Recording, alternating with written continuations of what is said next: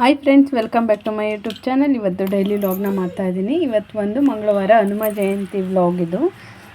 ಇವಾಗ ಬಂದು ನಾನು ಸಂತೆಗೆ ಹೋದಾಗ ಹಂಗೆ ಮನೆಗೆ ಸಾಮಾನು ಕಟ್ಸೋದಕ್ಕೆ ಅಂತ ಕೊಟ್ಕೊಂಡಿದ್ವಿ ಅಂಗಡಿಗೆ.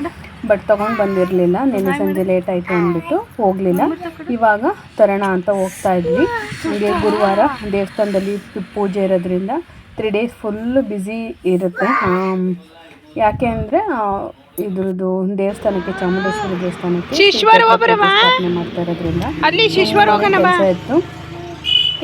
ಫಸ್ಟ್ ಹೋಗಿ ಸಾಮಾನು ಇಟ್ಟಿರೋಣ. ಅವತ್ತು ಅಡುಗೆಗೂ ಸ್ವಲ್ಪ ಸಾಮಾನು ಬೇಕಿತ್ತು, ತರೋಣ ಅಂತ ಹೊರಟಿದ್ವಿ. ನಾನು ನಿತ್ಯ ಹಸ್ಬೆಂಡ್ ಹೊರಟ್ವಿ. ತೇಜು ಸ್ಕೂಲಿಗೆ ಹೋಗಿದ್ಲು. ಹಾಗೆ ಕಾಯಿನ ಬಂದು ಪೂಜೆದೆಲ್ಲ ಕಾಯಿ ಇರುತ್ತಲ್ವ ಅದನ್ನ ಕಟ್ ಮಾಡಿಟ್ಟಿದ್ದೆ. ಅದಕ್ಕೆ ಎಲ್ಲ ಹಾಕಿದ್ರೆ ನಾಯೆಲ್ಲ ಕುಚ್ಕೊಂಡು ಹೋಗ್ತಾ ಇಟ್ಟಿದ್ದೆ. ನಿತ್ಯಂಗೇನು ಅಂದರೆ ನನ್ನ ಜೊತೆ ಹಿಂದೆ ಕುತ್ಕೋಬೇಕು ಅಂತ ಆಸೆ. ಬಟ್ ಅವಳು ಅವ್ರ ಅಪ್ಪನ ಜೊತೆ ಮುಂದೆ ಕೂರಿಸಿದ್ದೆ, ನಾನು ನಿಲ್ಲಿಸಿದ್ದೆ. ಯಾಕೆಂದರೆ ನನ್ನ ಜೊತೆ ಕೂತಾಗ ಹಿಂದೆ ನಿಂತ್ಕೋತಾಳೆ ಅವಳು ಸೀಟ್ ಮೇಲೆ. ಒಂದೊಂದ್ಸಲ ಗ್ರಿಪ್ಪೇ ಸಿಗೋಲ್ಲ, ಹಂಗೆ ಆಡ್ತಿರ್ತಾಳೆ. ಸೊ ಅದಕ್ಕೆ ಅವಳನ್ನ ಮುಂದೆ ನಿಲ್ಲಿಸಿದ್ದೆ. ಹಿಂದೆ ಹೋಗ್ತೀನಿ ಅಂತ ಹೆಂಗೆ ಆಡ್ತಾಳೆ ನೋಡಿ. ಹಿಂಗೆ ಅವಳಿಗೆ ಅಪ್ಪನ ಬೆನ್ನ ಮೇಲಿಂದ ತಕ್ಕೋಬೇಕು ಮತ್ತು ಅಮ್ಮನ ಜೊತೆ ಆಟ ಆಡಬೇಕು ಅಂತ ಆಸೆ ಅವಳಿಗೆ. ನೋಡಿ ಹೆಂಗೆ ಆಡ್ತಿದ್ದಾಳೆ ಅಂದರೆ.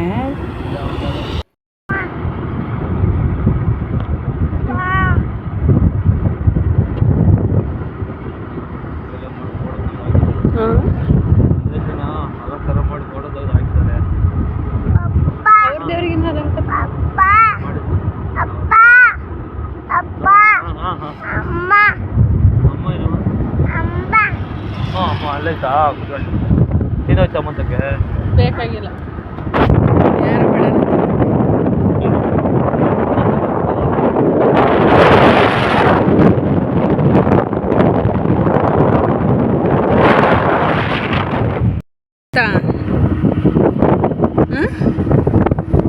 ಬತ್ತೀಯಾ ಬತ್ತೀಯಾ ಬೇಡ ಬೇಡ.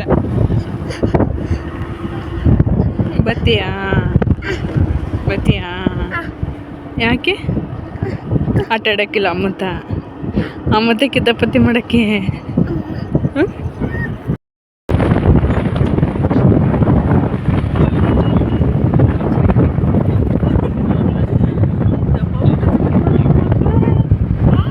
ದಪ್ಪ ಹುಟ್ಟಿದ್ದು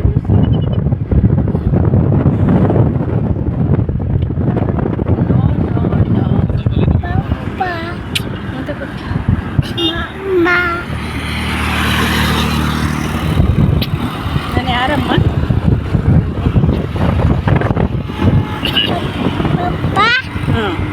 ಅಮ್ಮ,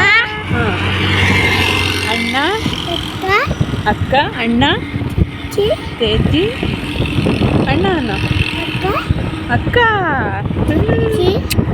ತೇಜಿ, ತಾತ, ಅಜ್ಜಿ, ಅಜ್ಜಿ.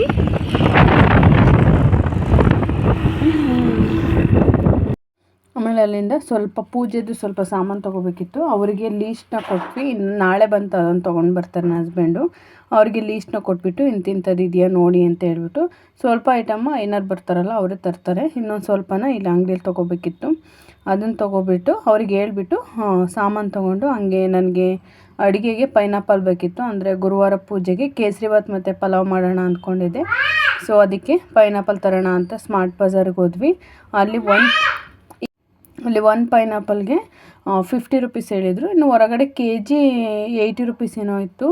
ಒಂದು KG ಬಂದೇ ಬರುತ್ತೆ ನಾನು ತೊಗೊಂಡು ಬಂದಿರೋದ್ರಲ್ಲಿ. ಬಟ್ ಇಲ್ಲಿ 50 rupees ಅಂದರು. ಅದಕ್ಕೆ ಇಲ್ಲೇ ಪೂಜೆಗೊಂದು ಮತ್ತು ನನಗೆ ಅಡುಗೆಗೆ 2 ಸೇರಿ 3 ತೊಗೊಂಡು ಬಂದ್ವಿ. ಅಲ್ಲಿ ನಿತ್ಯ ನಾವು ಹೊರಗಡೆ ಪೈನಾಪಲ್ ತೊಗೋತಾ ಇದ್ವಿ. ಅವಳು ಒಳಗಡೆ ಹೋಗ್ಬಿಟ್ಟು ಯೋಗರ್ಟ್ನ ತಗೊಂಡು ಓಪನ್ ಮಾಡಿ ತಿಂತಾಯಿದ್ಲು. ಸೊ ಏನೂ ಮಾಡೋಕ್ಕಾಗಲ್ಲ ಅಂದ್ಬಿಟ್ಟು ದುಡ್ಡು ಕೊಟ್ಟು ಬಂದ್ವಿ. ಕೊನೆಗೆ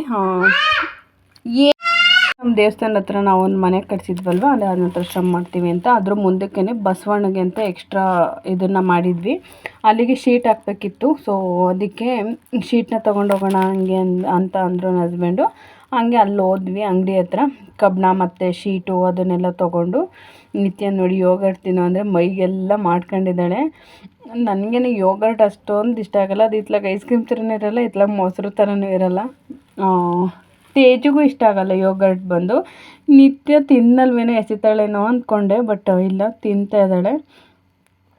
ಆಮೇಲೆ ಅದನ್ನೆಲ್ಲ ತೊಗೊಂಡು ಬಿಲ್ ಹಾಕ್ಸ್ಬಿಟ್ಟು ಬಂದ್ವಿ. ಆಟೋದಲ್ಲಿ ಹಾಕ್ಕೊಂಡು ಬಂದರು ಅವರು. ನಾವು ಹೋಗ್ಬಿಟ್ಟು ಲಾಸ್ಟಿಗೆ ಸಾಮಾನು ಇಸ್ಕೊಂಡು ಬಂದ್ವಿ.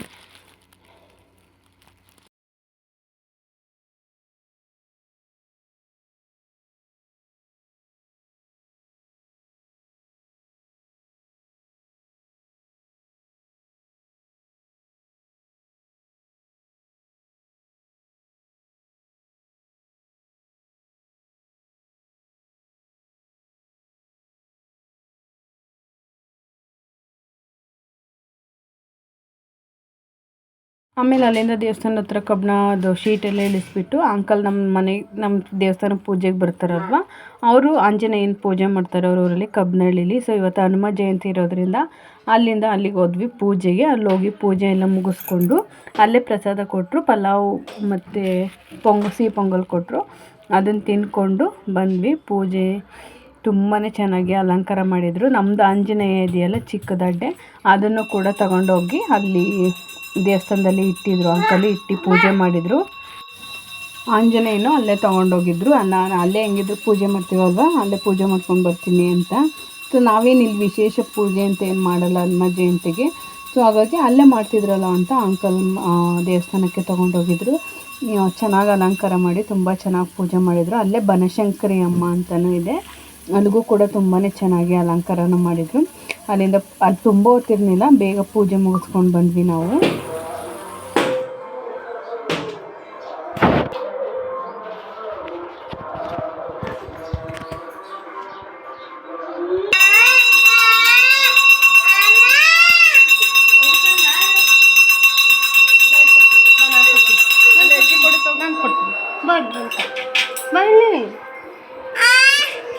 ತಿಂತಾಡಿ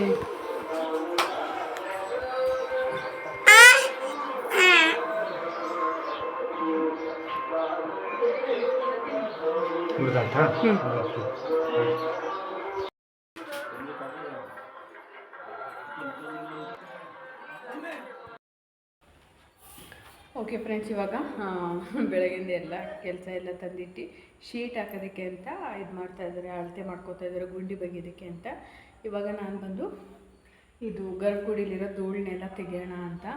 ಮೇ ಬಿ ಇವತ್ತು ನಾಳೆ ಲಾಸ್ಟು ನಾನು ಅಮ್ಮನ ಗರ್ಭಗುಡಿಗೆ ಬರೋದು. ಇನ್ನು ಗುರುವಾರ ದಿನ ಬರೋದಕ್ಕಾಗಲ್ಲ ಅಂದ್ಕೊಂಡಿದ್ದೀನಿ. ಏಕೆಂದರೆ ಶ್ರೀಚಕ್ರ ಪ್ರತಿಷ್ಠಾಪನೆ ಮಾಡಿದರೆ ಹೆಣ್ಮಕ್ಳು ಒಳಗಡೆ ಬರೋವಾಗಿಲ್ಲ. ಅದು ಸ್ವಲ್ಪ ಬೇಜಾರಾಗುತ್ತೆ. ಯಾಕೆಂದರೆ ನನಗೆ ಏನೇ ಬೇಜಾರು ಕಷ್ಟ ಏನೇ ಇದ್ರೂ ನಾನು ಅಮ್ಮನ ಹತ್ರನೇ ಶೇರ್ ಮಾಡ್ಕೊಳ್ಳೋದು.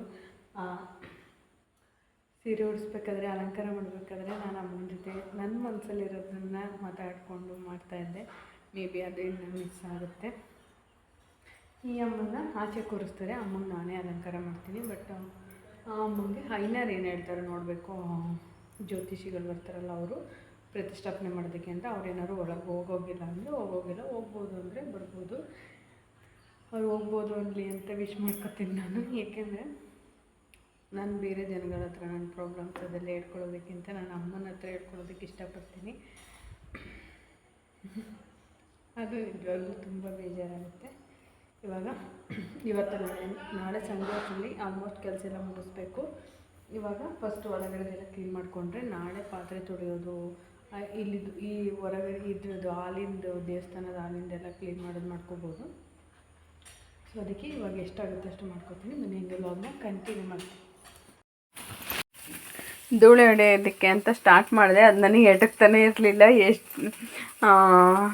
ಅದು ಉದ್ದಾಗಿದೆಯೋ ನಾನು ಕುಳ್ಳಿಯಾಗಿದ್ನೋ ಗೊತ್ತೇ ಆಗಲಿಲ್ಲ. ಬಟ್ ಒಟ್ನಲ್ಲಿ ಎಡಕ್ತಾ ಇರಲಿಲ್ಲ.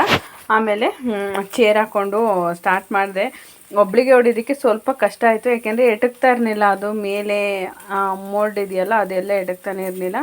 ಆಮೇಲೆ ಇನ್ನು ಮೇಲೆ ಎಲ್ಲ ಇದು ಮಾಡಿದರೆ ದೇವರಿಗೆ ಮೇಲೆಲ್ಲ ಧೂಳು ಬೀಳುತ್ತೆ ಅಂದ್ಬಿಟ್ಟು ಅಲ್ಲಿಗೆ ನಾನು ಸೀರೆನ ಹಾಕ್ಕೊಂಡೆ. ದೇವ್ರ ಮೇಲೆ ಸೀರೆ ಹಾಕ್ಬಿಟ್ಟು ಸ್ಟಾರ್ಟ್ನ ಮಾಡಿದೆ. ಹೆಂಗೋ ಅಂದರೆ ಅಂಕಲ್ ಬಂದು ಹೆಲ್ಪ್ ಮಾಡ್ತಾರೆ ಪಾಪ ಅವರು.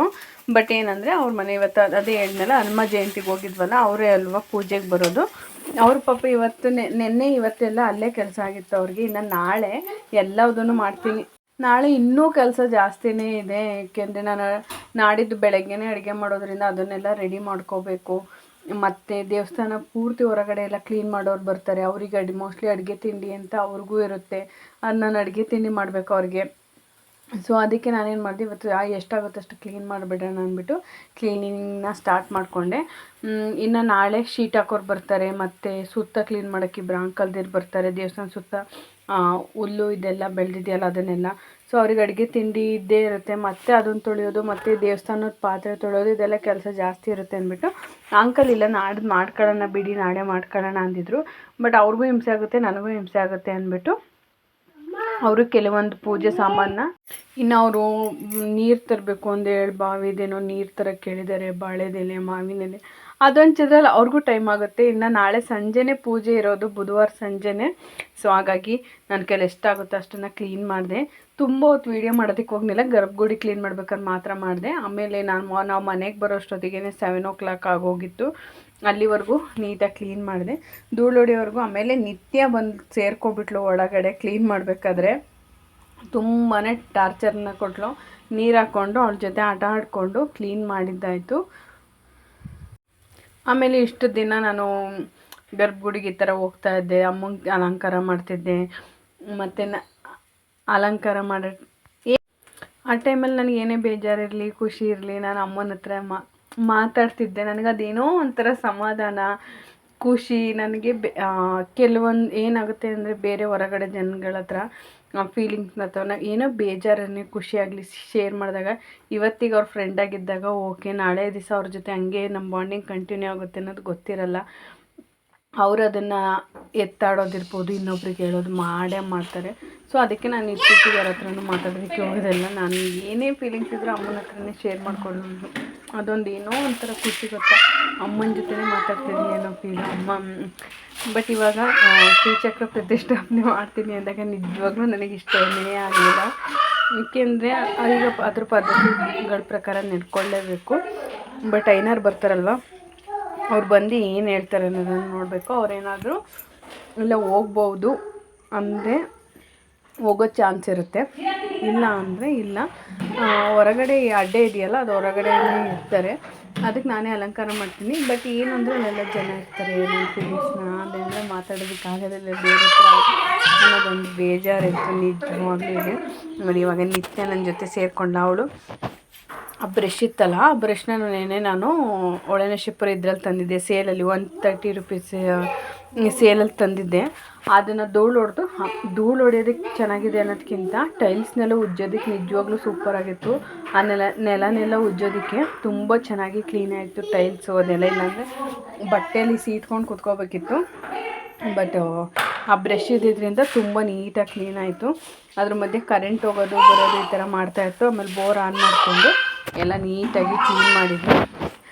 ಇವತ್ತಿಂದ ಕ್ಲೀನಿಂಗ್ ಇಷ್ಟೇ. ಮತ್ತು ನಾಳೆ ಇವಾಗ ಮನೆಗೆ ಹೋಗಿ ಸಾಮಾನೆಲ್ಲ ಜೋಡಿಸ್ಕೋಬೇಕು. ಸಾಮಾನು ತಂದಿರೋದು ತುಂಬ ದಿನ ಆಗಿತ್ತು, ಸಾಮಾನೇ ತಂದಿರಲಿಲ್ಲ, ಎಲ್ಲ ಖಾಲಿಯಾಗಿತ್ತು. ಸೊ ಹಂಗಾಗಿ ಎಲ್ಲ ಸಾಮಾನು ತಂದಿದ್ದೀನಿ. ಹೋಗಿ ಇವತ್ತು ಅದನ್ನೆಲ್ಲ ಮುಗಿಸ್ಕೊತೀನಿ. ಮನೇಲಿ ಸಾಮಾನೆಲ್ಲ ತುಂಬಿ ಅದನ್ನೆಲ್ಲ ಇದು ಮಾಡಿಕೊಂಡ್ರೆ ಇನ್ನು ನಾಳೆ ಬೇರೆ ಕೆಲಸಗಳನ್ನ ಮಾಡ್ಕೋಬೋದು. ಓಕೆ ಫ್ರೆಂಡ್ಸ್, ನಾನು ಇಲ್ಲಿಗೆ ವಿಡಿಯೋನ ಏನು ಮಾಡ್ತೀನಿ. ನಿಮಗೆ ನನ್ನ ವಿಡಿಯೋ ಇಷ್ಟ ಆಗಿದ್ದರೆ ಪ್ಲೀಸ್ ನನ್ನ ಚಾನಲನ್ನು ಸಬ್ಸ್ಕ್ರೈಬ್ ಮಾಡಿಕೊಳ್ಳಿ, ಹಾಗೆ ಲೈಕ್ ಮಾಡಿ, ಶೇರ್ ಮಾಡಿ. Thank you.